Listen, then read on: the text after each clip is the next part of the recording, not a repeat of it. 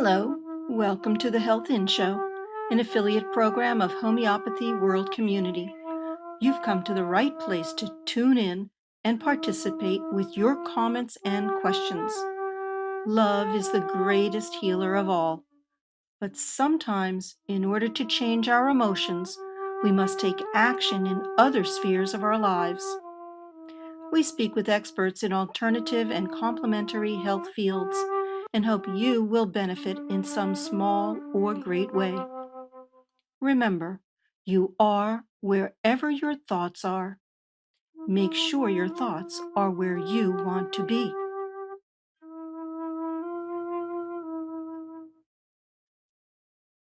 Good morning, everyone. Welcome. This is the Health In Show, and my name is Marilyn Shannon, and I'm the co-host of the show this morning. I just want to welcome all of you here for another phenomenal opportunity to learn, to grow, to experience homeopathy. So let me just let you know that anytime during the show, you're welcome to call in to our studio at 919-518-9773.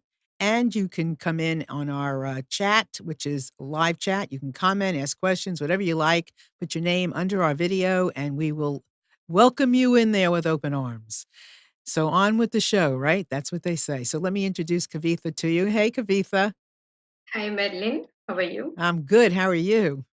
I'm good, thank you. Good. You look great today. Thank you. Yes, you do. Yes, you do, Amnon said. And Amnon is our producer, so we are ready to go. All right. You want to introduce our guest today? Yes. Hello, everyone, and welcome to Health In Show. So, first thing, all our Health In Shows are dedicated to Debbie. And first, I wanted to thank Amnon for helping us with this Health In Shows. And again, all our Health In Shows are for educational and public awareness, and they are not intended to provide any self-treatment for any serious conditions. Today, March 12th, 2019, and our topic for Health In Show is scientific evidence of homeopathic alternatives for pain management and opiate crisis. And in last Health In Show, we have covered the therapeutic evidence for pain management, and today we will focus on the scientific evidence. Our honorable guest for today's show is famous homeopath Dana Ullman. And I know everyone knows him, but for those who do not know, Dana is one of America's leading advocates for homeopathy. He has authored 10 books, including The Homeopathic Revolution, Why Famous People and Cultural Heroes Choose Homeopathic Medicines and Children and Infants, and the best-selling ebook Everybody's Guide to Homeopathic Medicines. He has also created an e-course learning how to use a homeopathic medicine kit, which is continually growing resource to 300 plus clinical studies, published in peer review and medical journals, testing homeopathic medicines. Jenna has been certified in classical homeopathy by the leading organization in the United States for professional homeopaths. He is the founder of Homeopathic Educational Services, America's leading resource center for things homeopathic. And for many years, he wrote a regular column for the widely popular website huntingtonpost.com. You can reach him at website www.homeopathic.com or email at homeopathic.com on his email ID. Let us welcome Dana, and it is a great pleasure to have you here. Hi, everybody around the world. It's a special honor to talk with homeopaths, and so let's get on to that right now. All right. When we're talking about pain, you're talking about an important evolutionarily developed way that alerts us that something is wrong. And sadly, conventional doctors only give lip service to their belief in evolution. Because if anyone really believes in evolution, you believe that the living organism does whatever it can to survive. And in conventional medicine, the assumption often is that when a person is sick or is in pain, that it is some type of breakdown. A symptom is not really a breakdown. A symptom is a defense.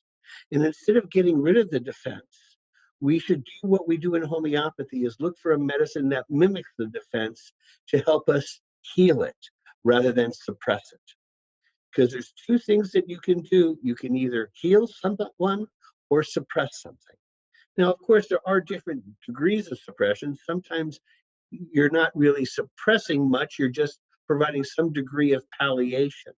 So you're giving some degree of relief, which is not as severe as the suppression, but it is not really a healing.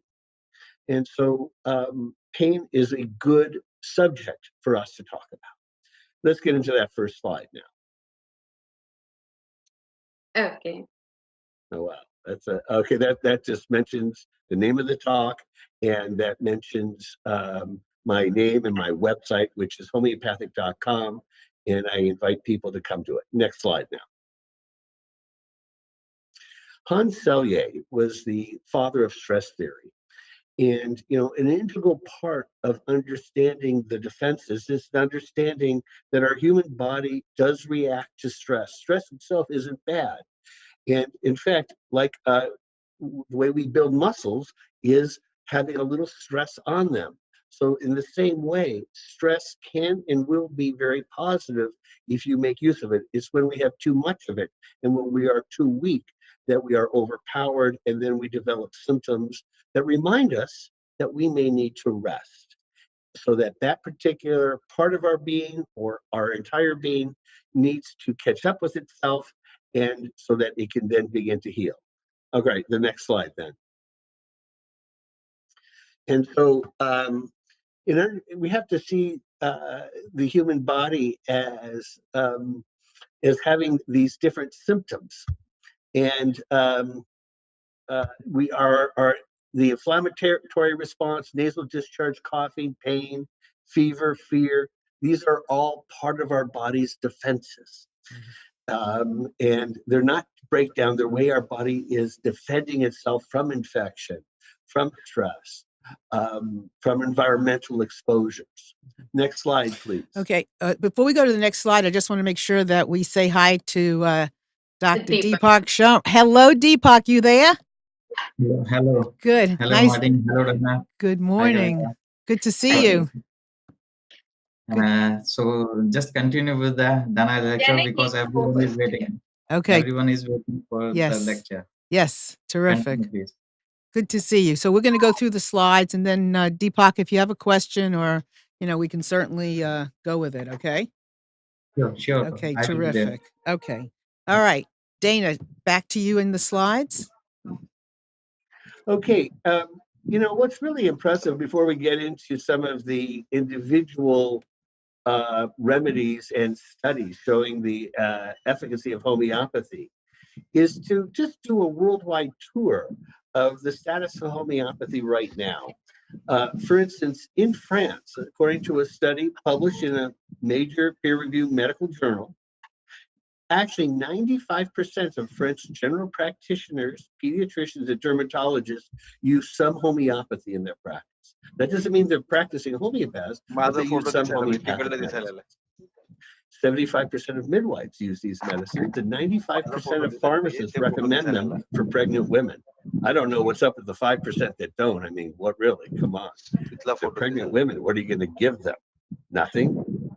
And then 62% of French mothers used homeopathic medicines in the past year alone. So that's impressive. And homeopathy equally, in the next slide will show us some information about homeopathy in Germany, where an impressive 57% of people in Germany use homeopathic medicines, according to an article in the British Medical Journal. And the British Medical Journal also reported that the German Medical Association itself has support for homeopathy and for reimbursement of homeopathic care. Dana, let me interrupt you a second. Interesting to the general public is, according to one of Germany's leading media sources, 92% of doctors who work for the national football team, which is the soccer, not the American football style, but in Germany, football is called soccer, or we think of as soccer. And the two top German football leagues, the all-star team, 92% of the doctors that work for them use and incorporate homeopathic medicines into their care of these professional footballers. All right. Dana, can I interrupt? is, to me, one of the most significant bodies of information.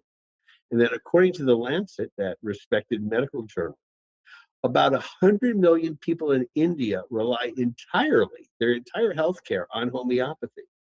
So for those people out there that believe that homeopathy is a placebo, I challenge a single doctor to go a single week and prescribe only placebos. And I'm sure that doctor will find in the next week that that doctor has few, if any, patients, because a placebo is not enough. You really have to give real medicines to people. They're coming to you for a whole variety of health concerns, acute and chronic. And although chronic ones, certainly are these long-lasting ones that the people are dealing with throughout many years and decades, the acute ones can be particularly painful. So if you're just getting a placebo, God help you, because your medicines are not going to be enough. And 100 million people relying only on homeopathy is indeed an impressive figure. Okay, the next slide. Dana, Yeah. Amnon has a question for you, please. Dana, can you hear me? Yes. Okay, good. I wanted to interrupt you to tell the others, Dr. Sharma and whoever else is there, if you don't talk, please mute your microphone at the bottom of the screen there in the middle. The mic, just click the mic, because every time you make a little bit of noise, the picture switches to you and we can hear what you're doing. So unless you want to talk, keep your microphone in the middle icon with the line through it. Okay, go ahead, Dana. All right. So what this slide and the next slide both cover is important hormones and biological parts of our own body that, according to the most up-to-date scientific information, operate at nanodose levels. So for instance, estrogen is known to operate at such small doses that it's equivalent to the 11x homeopathic medicine, or what we also in Europe sometimes refer to the 11D for decimal. And our body operates and is hypersensitive to very small doses. Because if you think about it, every cell of our body has a membrane, which is not a wall, it's a membrane. It lets certain things in and not other things. And when you give a strong medicine, the membrane locks down and the blood-brain barrier locks down and doesn't let large and complex molecules to enter. But when you use a really nano dose, it's able to sift through that blood-brain barrier and sift through the cellular membrane and get into the cell. And that is why homeopathic medicines in these nano doses are able to catalyze powerful internal healing reactions, where larger and more stronger doses don't. Okay, to the next slide. Which slide number are you on? Well, actually, I'm now going to go beyond the one that says biological activity. So that one's number 8. I'm going now to number 9. Okay, gotcha. And that's the one that says Rus tox versus gabapentin versus placebo. Okay. And this is a new study that came out at the end of 2018. And it was published in the most respected scientific journal in the world. And if you noted, I didn't say medical journal, I said scientific journal, which is a grade higher than medicine.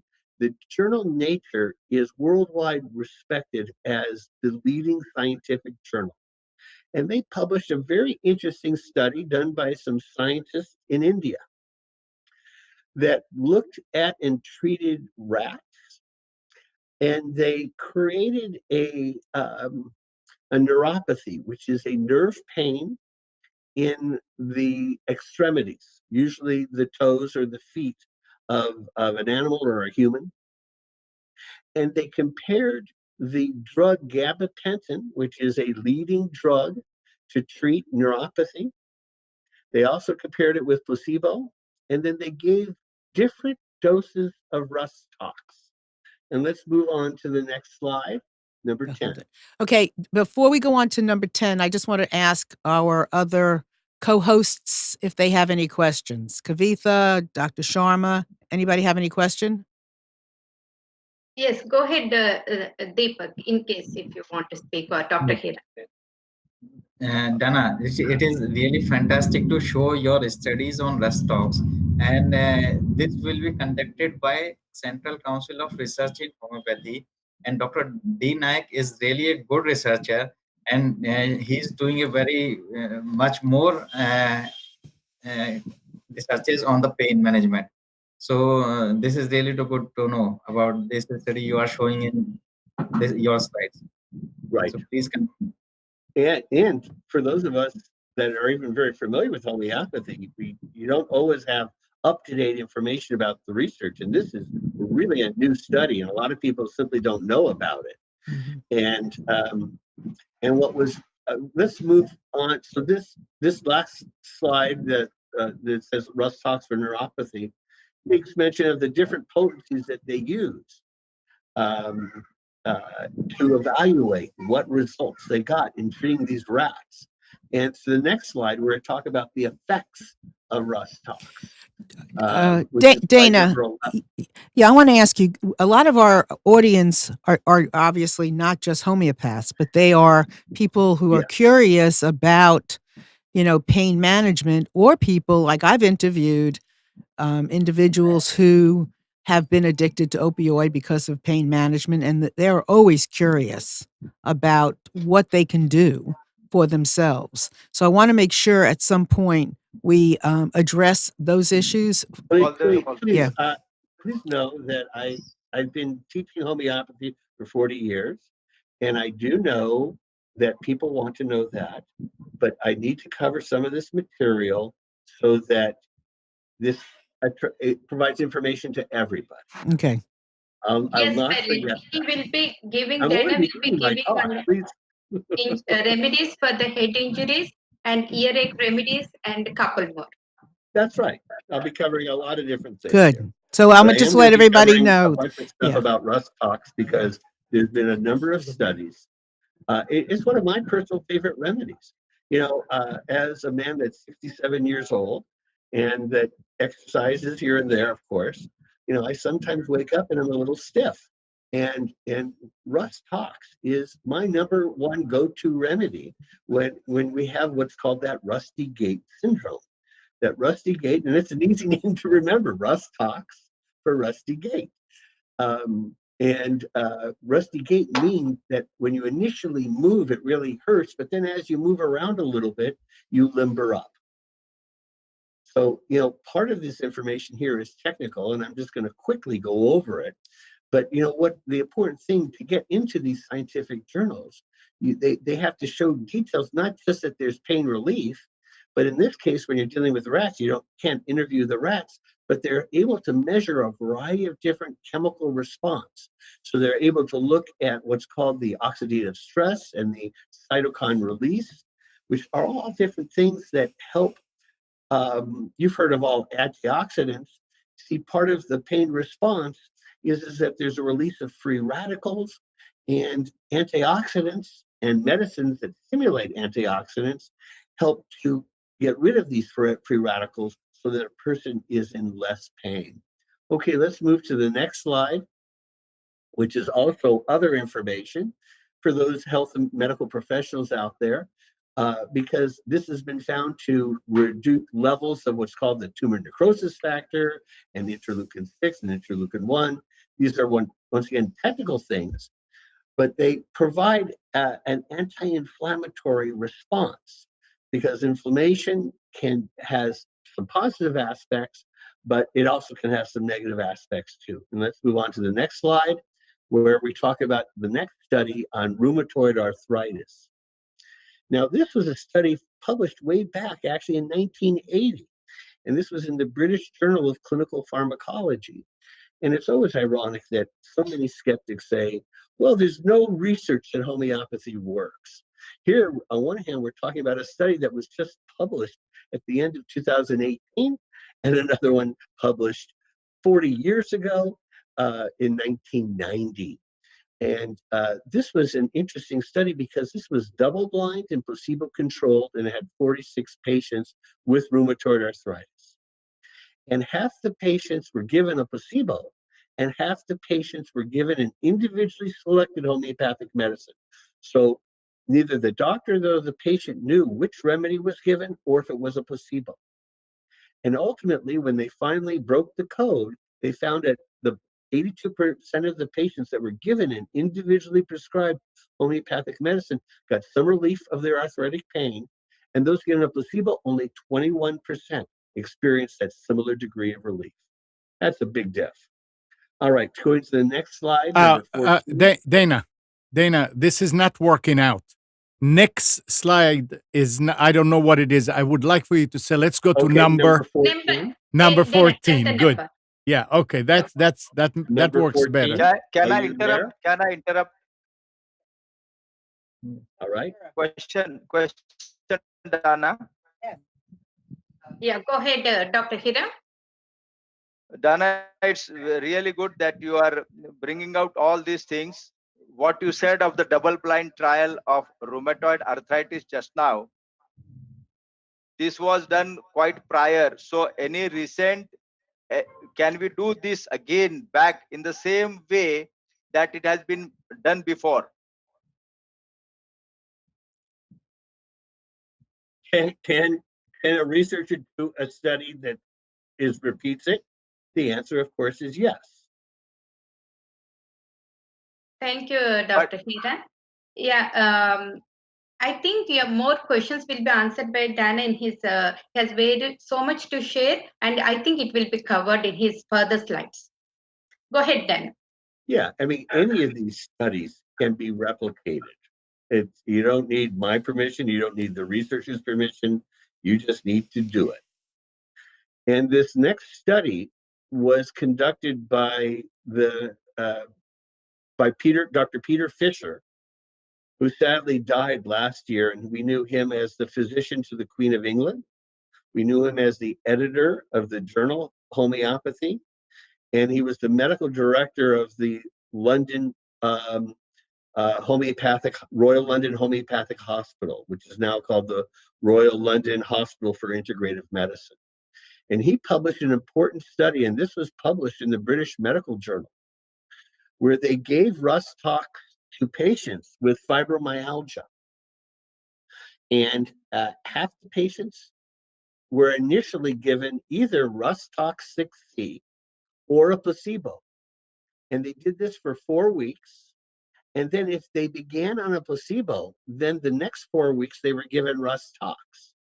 And if you began on a Rust Talks during the next 4 weeks, you began to use a placebo. So this is a very advanced style of scientific inquiry, where it's called a double blind with a crossover.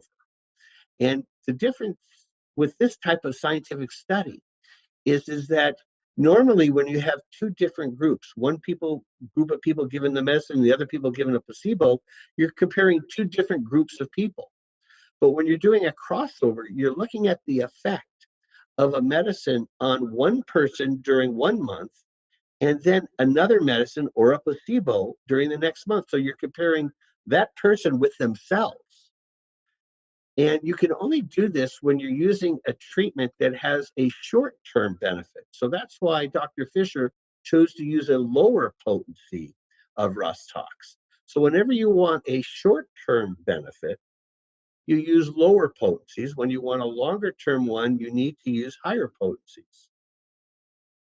And this study showed really quite conclusively that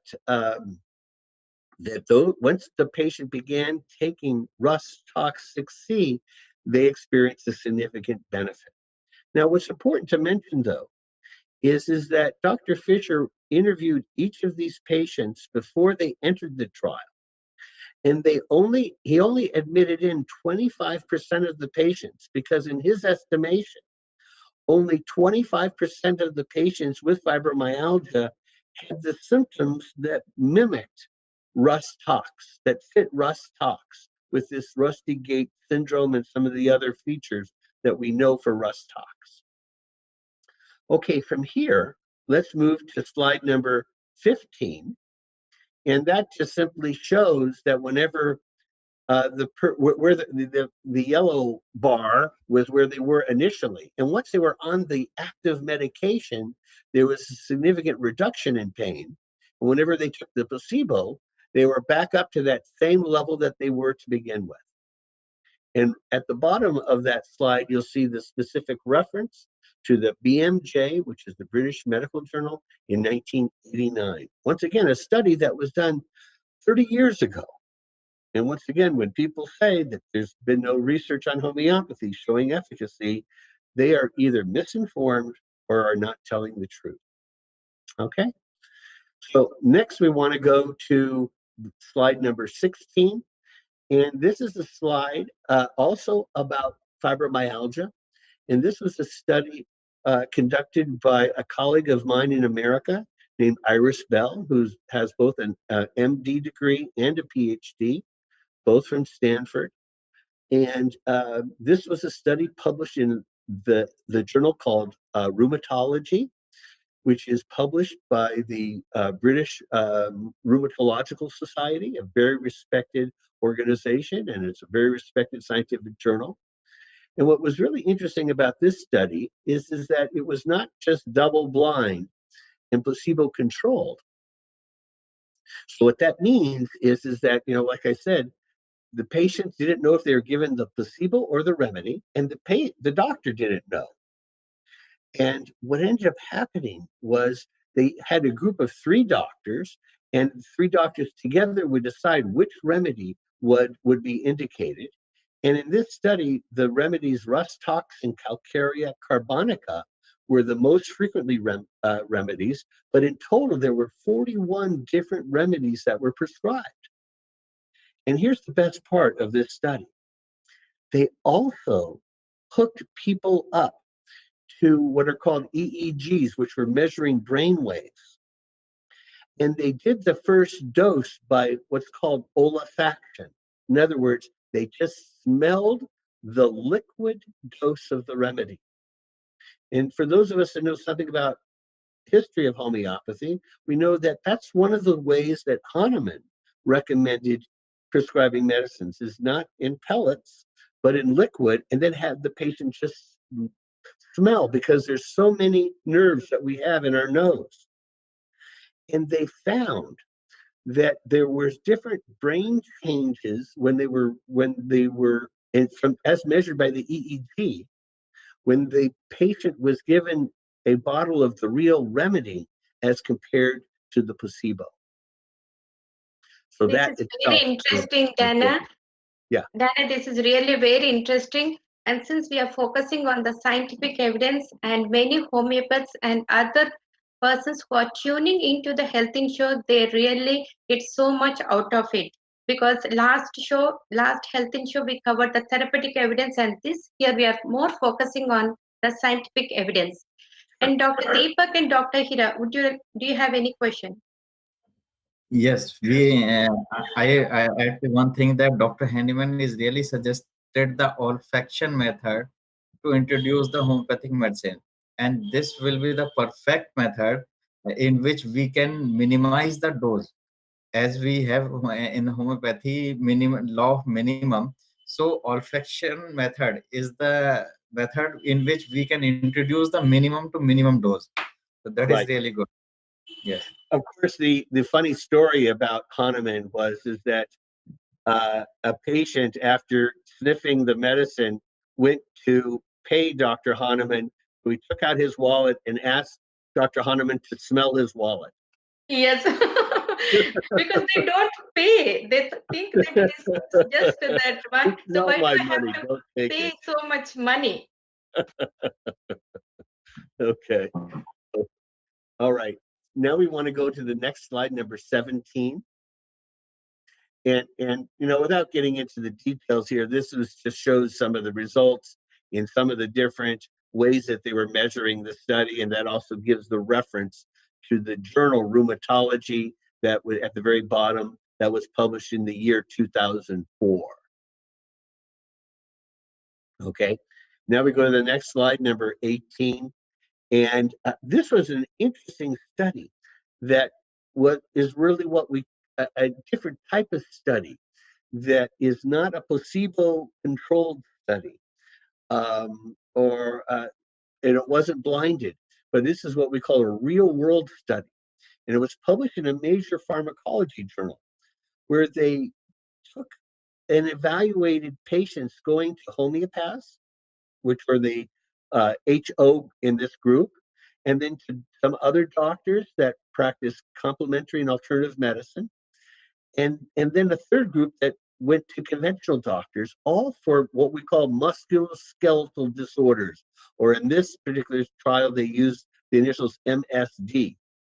Okay, and they evaluated what was the status of the person's health, what was the drug consumption, what were the side effects, and these are the important things that they were looking at. And let's go to the next slide, number 19. And I should say that the researchers in this group were from McGill University, University of Paris, the Pasteur Institute, the University of Bordeaux, and the London School of Hygiene and Tropical Medicine, all incredibly respected medical schools in the world. And the patients had a whole variety of different musculoskeletal problems. They had either osteoarthritis or rheumatism or fibromyalgia or muscle spasms or tendinitis or rotary cuff syndrome or ankylosing spondylitis. And these are some of the conditions that they had. And then there's the reference from 2012 in a journal called the Pharmacoepidemiologic Drug Safety Journal. And we go to the next slide to see some of the results, number 19, or number 20, rather. And they even evaluated over 1,100 patients. This is a big study. And they found that the homeopathic patients that had a chronic musculoskeletal disease used almost 50% non-conventional pain-killing drugs, which are the non-steroidal anti-inflammatory drugs. And then patients with acute musculoskeletal syndrome diseases, symptoms, used 38% less, aspirin, Tylenol, and Motrin types of drugs. And what's important here is they found that the patients were in a similar degree of pain. So even though the homeopathic patients used so much less painkillers, they were not in as much pain. So the homeopathic medicines worked as well as the painkillers, so much so that they didn't need to take the painkillers. And in this opiate crisis that we're in right now, we're now showing scientifically that homeopathic medicines work well enough that patients are not needing these drugs as often. Okay, so now we're going to go to the next slide, which is number 21. And this is a study on the elderly, because we know that as we get older, we tend to use more and more drugs or prescribe more and more drugs. And this study evaluated the elderly, people who were 70 years and older, who also had musculoskeletal disease, and found to take these non-steroidal anti-inflammatory drugs, and they take them 4 times more when they're under the care of a conventional doctor than under the care of a homeopathic doctor. That's incredible. Yes. I mean, 4 times as many painkillers when you go to a conventional doctor than when you're using a homeopath. All right, let's go to the next slide, which is number 23. And this is a famous study on using arnica, homeopathic arnica, by surgeons who are doing the surgical procedure called a facelift. And many people don't know it today, but in America, that the medical professional that uses homeopathic medicines the most are surgeons, because there's thousands of surgeons as a result of this study and some other studies that use simply arnica before surgery and after surgery. And this was a study that was funded by the famous homeopathic pharmacy in Northern California here called Hahnemann Laboratories. And this was a randomized and double-blind placebo-controlled study that compared arnica with a placebo. And what was different about this study is they not only asked people if they had pain and if their face was swollen. What they did is something even more scientific. They took photographs of the patient and were able to digitally compare the before and after photographs based on the color, how much redness and how much swelling was in their face. And this study was done at UC San Francisco, which is considered the Harvard of the West Coast. UC San Francisco and Harvard are considered the two best medical schools in America. And this study was done at this medical school. So now we're going to go to the next slide, which is number 25. And this basically shows, and this gets into some specific details, is that there were significant differences already on day 1. And then even more differences on day 7. So not only did it show that homeopathic medicines work fast, but during the entire first week, there was a reduction in pain and swelling in the patients given homeopathic arnica versus those given a placebo. So that itself, and then they ended up taking the people given a placebo took 50% longer to reduce their level of bruising. Very impressive. And then there is the reference to the conventional journal that specializes in plastic surgery. The Archive in Facial Plastic Surgery is a highly respected surgical journal, and this was published in January and February of 2006. And those of us that know something about arnica, we know that it's very good pre and post surgery. We know that it's really good pre and post dental procedures. And we know that it's an important medicine in sports medicine and in just for mothers and fathers that have kids that get injured. So it's a leading remedy for both the shock and trauma of an injury, and it's a leading remedy for injuries to muscle, or what we call soft tissue. So if you get a bruise and you get a sorry black and to blue, interrupt you. And everyone should, sorry to interrupt, and everyone should carry arnica in their home, because any bruise or anything that might take several months, it can be gone within 1 week. Oh, thank you, Dana. Go ahead. Sure. And Deepak, do you have any question, or Dr. Yes. Hira? Not for the physical injury only, it will work for the mental injuries also. Yes. Sure. Well, I mean, we also do think of aconite for when a person is in shock emotionally. And we think of ignatia which is the arnica of our emotions, when we get traumatized from sadness, when we break up with a partner in a relationship, when we get fired from a job. Ignatia is a very important medicine.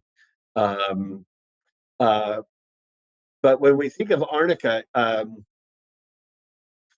arnica is used both internally and it can be used externally.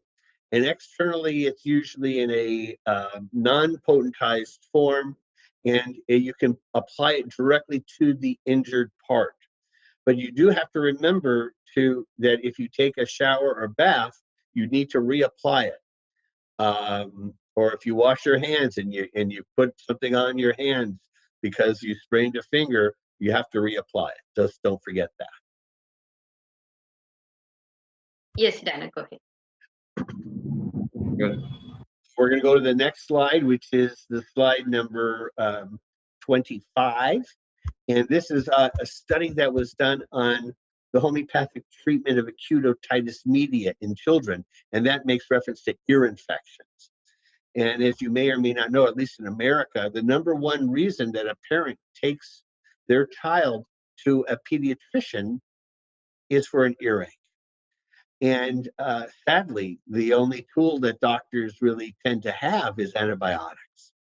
and antibiotics have not been found to be very useful. And in fact, the American Academy of Pediatrics has declared that antibiotics are being overused, and so much so that they are discouraging doctors from using it, except in more extreme cases of ear infection. So what's a good pediatrician to do if they're not going to give an antibiotic? Here's where they can and should learn something about homeopathic medicines. And this was a randomized and double-blind study. It had 75 children, and half of them were given either an individually selected remedy or a placebo. And once again, if you notice, you can set up a study where you use only one medicine, as some of the studies have done. And when you do that, you have to then not admit every person into the study. You have to admit into the study only those people that really fit that remedy. But another way to do a study is where you can just accept everybody, but then you have to individualize the treatment, as they did here. And so they could have been given aconite, they could have been given belladonna, they could have been given pulsatilla, they could have been given mercurius. These are some of the more common remedies. And what they did was they chose to have a standard where they give the medication 3 times a day for 5 days. And in this study, they found that there was an 11% more improvement failure when the children was given placebo at 5 days, and 18% treatment failure if they're given placebo after 2 weeks, and almost a 20% treatment failure if they're given placebo after 6 weeks. So, or during this whole 6-week period of time. So what was also impressive is that they noticed they had each parent keep a diary score of how much pain their child was in. And they already noticed within the first 24 hours, as well as in the 64-hour period, that the patients given the homeopathic medicine already had a reduced pain from their earache. And here's what's also impressive. That as a part of this study, they said, here's some aspirin. If your child's pain is serious enough, is still in pain, give them aspirin. As it turns out, the patients given the homeopathic medicine needed that aspirin 50% less than the patients given a placebo. And this was published in a major pediatrics journal called the Pediatrics Infectious Disease Journal. So once again, these are all studies published in conventional medical journals and observing significant results. And kids respond so well to homeopathy. I hope that there's more studies on homeopathy and children because their vital forces are just so strong. Yes, Oh, Dana. one of the remedies I didn't mention for otitis media, don't forget this one, good old chamomilla. So I like to think of the ABCs of ear infection: aconite, belladonna, chamomilla, but don't forget the P, and that's pulsatilla. And those are the 4 leading remedies. And then in more advanced cases of ear infection, you have to think of mercurius and hepar. Now going to slide number 26. These are some quotes by. Can I say something? Yeah. Yes, Dr. Hiran. Suriname also has helped many children of ear discharges. A single dose of 200 or 1 ml gives a very good relief immediately in the pain as well as the discharge. This is my observation in my clinic of around 10 to 15 children. Right. Thank you. Yeah. Suriname. In America, Suriname is a no-zode, as it is everywhere, and it is a prescription drug in America. So you have to be a homeopath or some type of doctor to access it. But Suriname actually is a remedy. Of course, there are people out there that will think of other remedies. I'm just talking about some of the key remedies, not all of them. Okay. But here's some great quotes about homeopathy. Charles Frederick Menninger started what is considered in America the most respected mental health institution called the Menninger Clinic. And he had two sons, both of whom became doctors and psychiatrists. But Dr. Charles Frederick Menninger, the founder of it, was actually a homeopathic doctor. And people don't know that the Menninger Clinic was started by a medical doctor who was a homeopath. And in one of his articles, he wrote that homeopathy is wholly capable of satisfying the therapeutic demands of this age better than any other system or school of medicine. And that was in 1897. Wow. And then the doctor that was at one point considered the most respected conventional medical doctor in America, he was the head of Johns Hopkins Medical School. And in 1906, he wrote, "It is not as if our homeopathic brothers are asleep. Far from it. They are awake, many of them at any rate, to the importance of the scientific study of disease." And what's interesting about, he later became Sir William Osler, because although he was the dean of medicine at Johns Hopkins, he was given an opportunity to move to England, and he became the head of Oxford University. And it was after a period of time being in England that he was knighted, and then he became Sir William Osler. And for the record, Osler's two favorite drugs were Nux vomica and hope. Hope is not a drug, of course. He just believed, and he was so critical of conventional medicine of his day. He thought so many of the drugs did more harm than good, that he felt that hope of just having an optimistic view was very important. But he also obviously had a lot of personal experience with Nux vomica, and that is an important medicine to do. It's an important liver medicine for people who've been given too many conventional drugs, or people who have been drinking too much and who have damaged their liver. Yes, Dana, that is very nice as far as Nux vomica, because for all the any kind of things, side effects, overusage of other things, we can antidote with that one. And hope, as you said, belief is very important in the system, as they are all energetic and they act on the mind level. And Dana, we have around 12 minutes, so we will just see whatever we can with the slides. That's right. Well, to go. So we moved to slide number 27. And I love this quote. This is a quote that says, "Homeopathy is a practice which came into being and gained widespread notoriety too early in the history of medicine, at a time that it was impossible to provide any explanation for it." And this is from a Italian professor of medicine named Paolo Bellavite. And if you move to the next slide, number 28, this was his important book that he was published in 2002, called The Emerging Science of Homeopathy, Complexity, Biodynamics, and Nanopharmacology.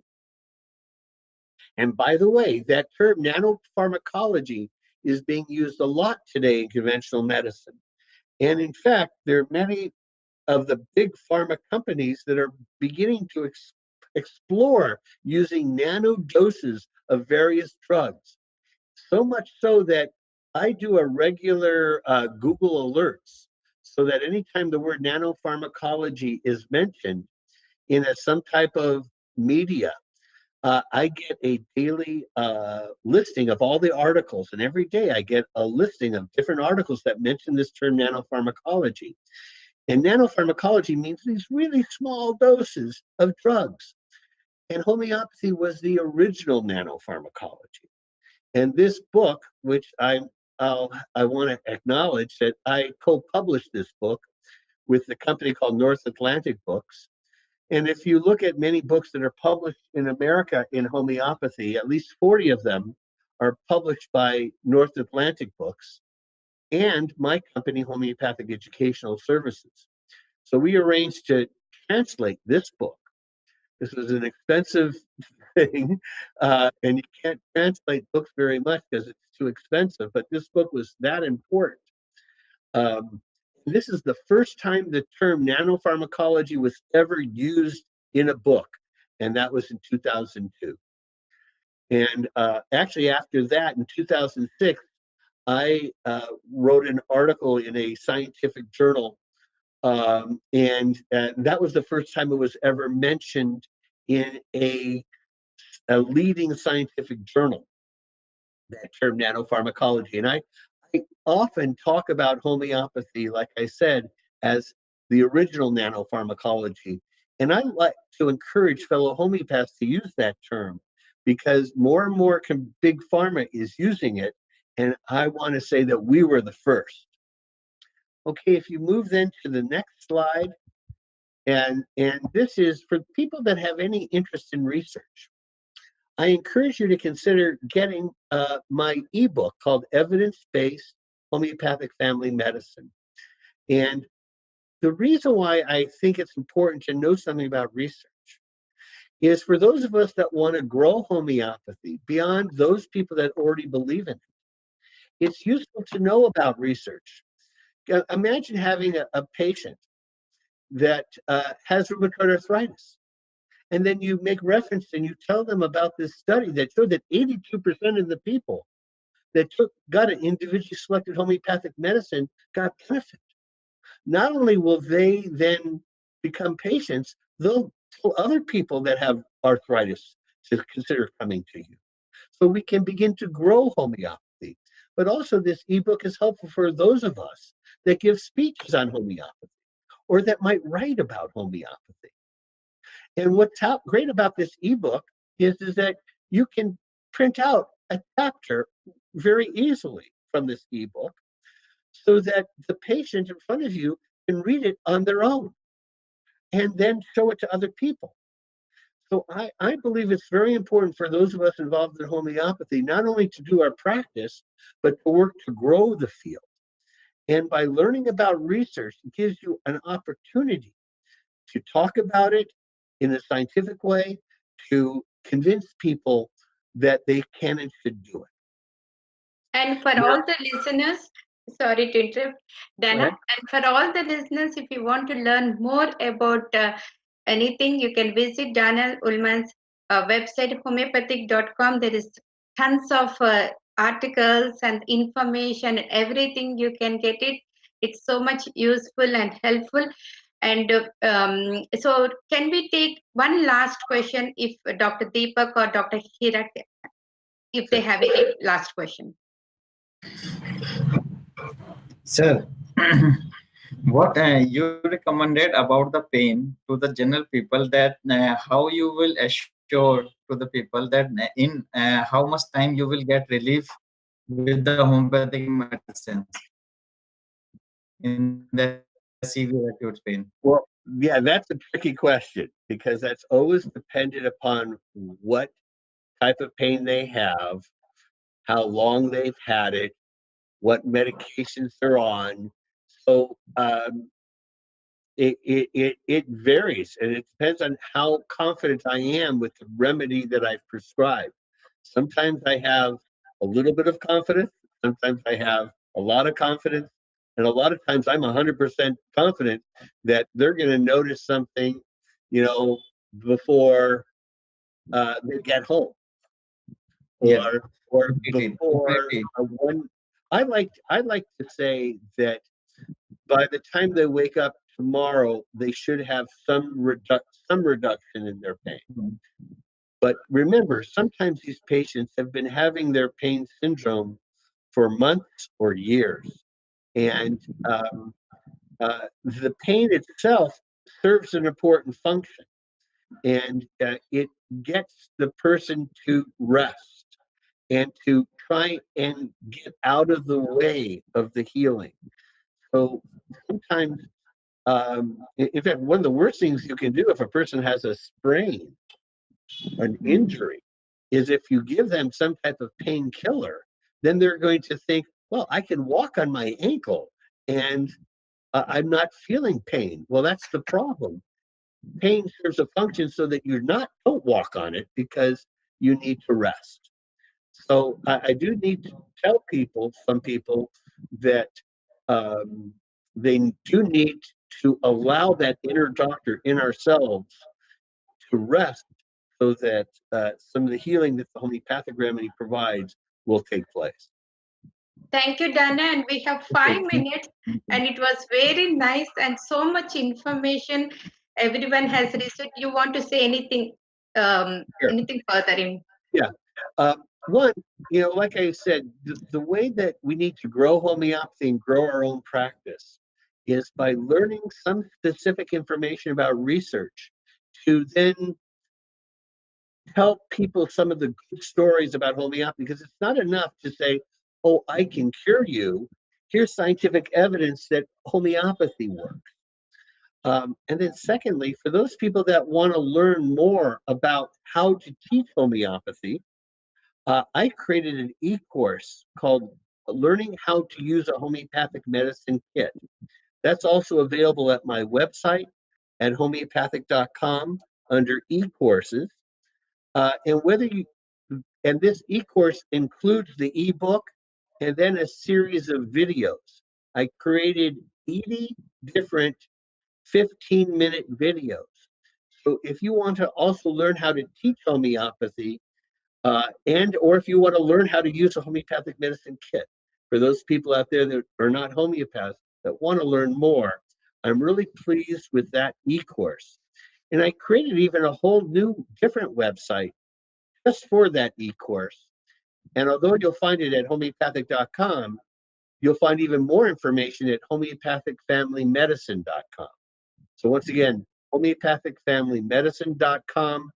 And if you don't remember that, if you just go to my website at homeopathic.com, you'll see a lot of information there too. Thank you so much, Dana, for providing all this information. And everyone will definitely benefit. It was a great honor for you to be here with us. And Dr. Deepak and Dr. Hira, do you have anything to say? We just have few minutes. And I have Madeline, to go say, ahead. Yeah, go ahead, Dr. Dana, it was a great evening. It was really good, a good insight from the research point of view. But my question is, in India, we have a lot of places that can flock in for research. So which are the areas you want to be explored more, like pediatrics, rheumatology that you talked about? And how can we go about in a double-blind trial, or apart from double-blind trial, do you have specific cases, single case reports? I am not a big believer in single case reports because anyone can simply say that the disease was done with that person or that it was a placebo. So I'm a big believer, especially when you're looking at pain syndromes. And I do believe that all the conditions that I talked about here are worthy of repeating the study, because that's what we need to do now. We not only need to do new research, we need to repeat the research that's been done before. So whether that be rheumatoid arthritis, whether that be ear infection, whether that be plastic surgery, we need to have new researchers do different studies and replicate it.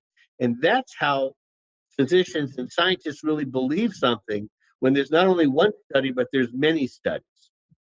Yes. Correct. And we are, Perfect. Dr. Hira, for more questions, I'm sorry, we are out of time. For more questions, please Yes. do email me and I'll get hold of Dana. And so thank you everyone for tuning into Health Info. It was a very nice show, and everyone got so much to learn. And our next Health Show is on April 9th with Dr. Isaac Golden and Kathy Lemon on homeoprophylaxis. So please tune in at 10 a.m. Eastern Standard Time. And Amnon, thank you so much. And Marilyn, do you have anything to say before we wrap up? No, I'm good. Okay, so Amnon, how many the people have tuned in? And thank you all for the listeners. Hello? How many people were online here? Yes, please. We started. I did some math. We started with about 4,000, but then toward the end it dropped to about 103. So Oh, 4,000. That's good. Very nice. Okay. That's wonderful, and more people can tune in, and the recording will also be available, which we can share to Dana. And thank you so much again to all. Okay. Bye-bye. Thank you, Dana. Thank you so much.